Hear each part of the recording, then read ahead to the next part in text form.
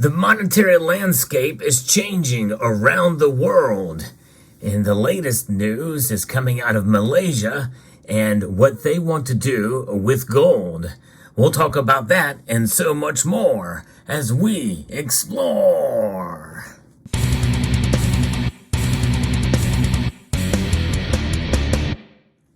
The idea of sound money transcends not just certain areas and communities on the internet, but also countries, whole nations, and groups of nations are talking about it, as well as state legislatures here in the United States.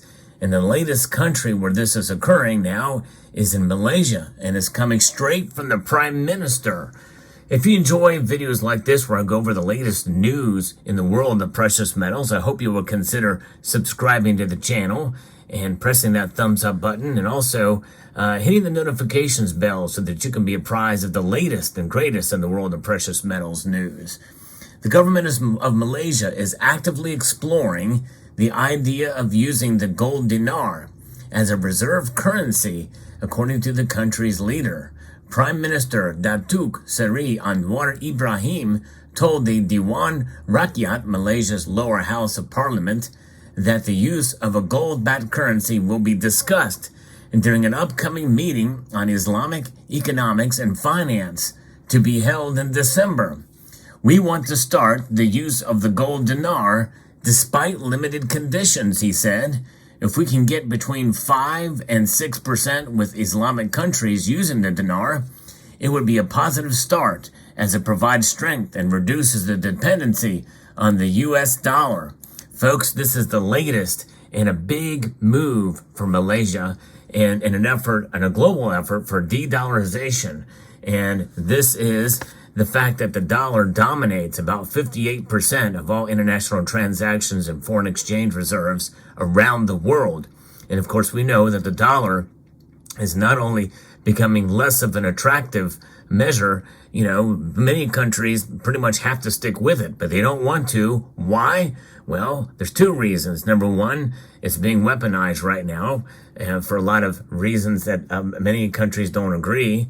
And the other reason is that it is losing value. Even though it's the strongest of all the currencies out there, because of inflation, it is shrinking in value. It is a losing proposition, just a slow losing proposition, whereas gold has maintained its value over the long course of time, and it is something that is now reclaiming its near record high status as I record this video, and like within $100 of that.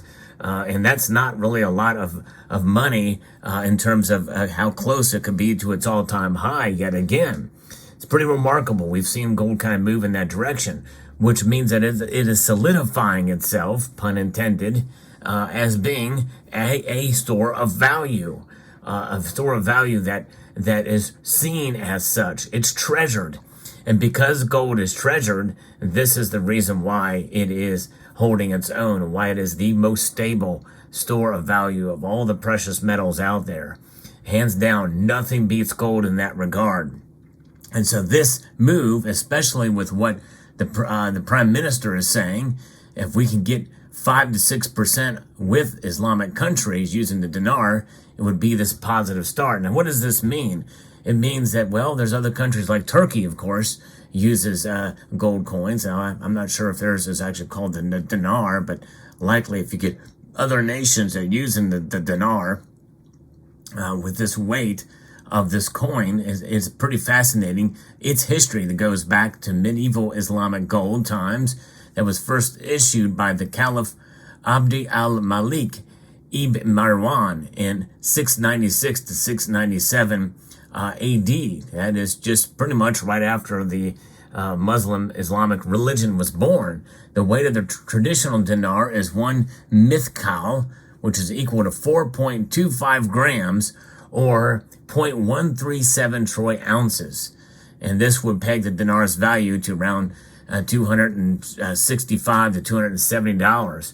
Now, the closest thing I could find to it with what of readily available gold I have here is probably going to be this coin here, the Netherlands ducat here, and this is quite an intriguing piece here. This piece of gold type of gold has been around since I think the 1500s with the same exact design over the Netherlands and ducat there, and that is quite intriguing. This thing is 0.1108 ounces of gold and 3.494 grams. It's 98.6% pure. Now, the other closest thing I would have is the Mexican 5 pesos. I just don't have one of those in hand right now, but this is a 2.5 pesos, but it looks very similar to this coin. And that particular coin, the 5 pesos coin, is certainly it's much closer. It's 4.166 grams or 0.12 ounces. The other one would be 0.13. But you can see a variety of different types of coins in terms of the weight here, but probably the most common would be this particular coin here. This is the 20 francs that was issued among multiple nations. It was a very common denomination. And so with the dinar, it could rival coins like this and be able to use those again as reserve or even as transactional currency. So that would be quite intriguing if that could take place, to see that occur there. Of course, we all know that we've got other coins, such as the 1 ounce variety that we can buy readily at our bullion dealer, but these are not transactional or reserve. These are just bullion, essentially for us as investors, investor grade bullion coins, such as the 10th ounce variety, which is the 10th ounce size, is going to be the closest that we would see that we would utilize for transactions, or not for transactions, but in order to preserve our wealth or to invest. I use that term because that's kind of what other individuals refer to it as, investing in gold. But regardless, really, it's about hedging with gold. We don't transact with it, though. But if you were to base off something like this, one of the larger coins is really close to an ounce, 0.96. You also have the Hungarian gold coin that is 0.98, very, very close to an ounce in size, but that's kind of one of the larger before you go over an ounce with some of those pieces. But likely the more common spendable and divisible types would be these smaller coins, which are in between a quarter of an ounce and a tenth of an ounce. That's the most common size that you would find. You know, another example would be the, which is 0.23 ounces, would be the British sovereigns. And sovereigns, very, very popular coins. But nonetheless, this is quite a dramatic and bold move by Malaysia, I think. And so 4.25 grams.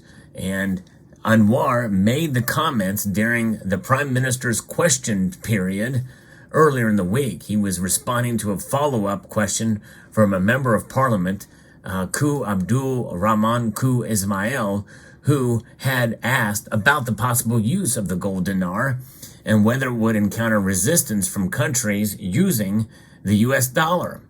As I have mentioned earlier, our trading with China using ringgit and renminbi is at 25%, Anwar replied, referring to the national currencies of Malaysia and China, respectively.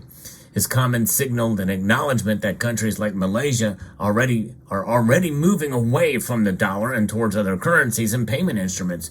This is a prime example that even as things stand right now, nations are actively moving away from the dollar. And that move, though slow, is something that very well could see itself solidify and intensify, and countries feel more emboldened so that they aren't under the foot of the dollar. And then that leaves us to what's going to happen to the dollar. It's going to lose its influence around the world, even slowly.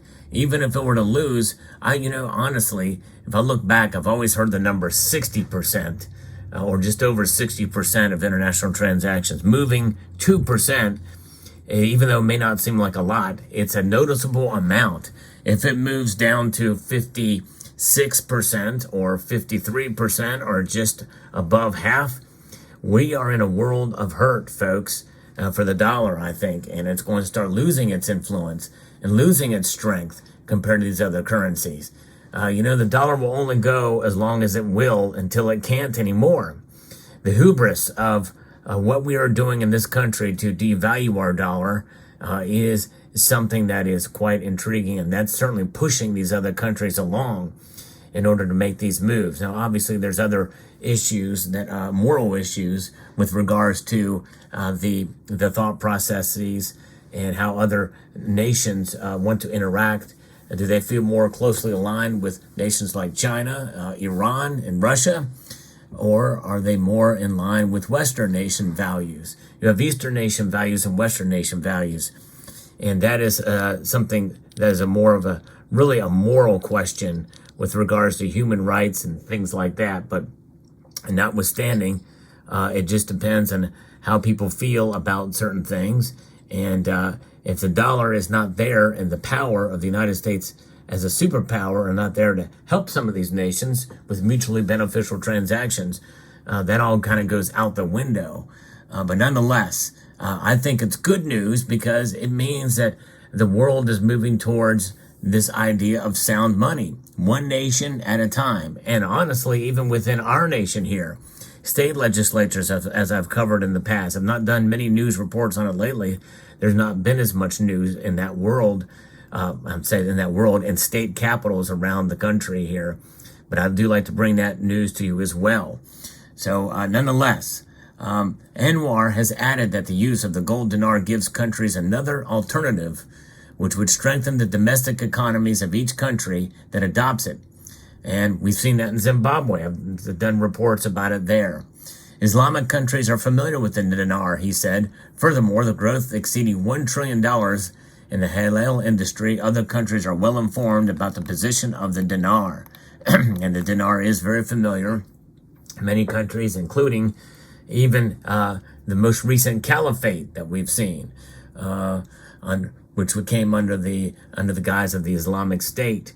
They started minting their own coins for a brief time.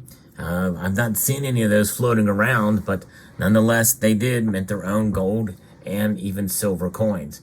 So there you have it. This is big news, folks, and every time these stories come around, I'm going to share them with you.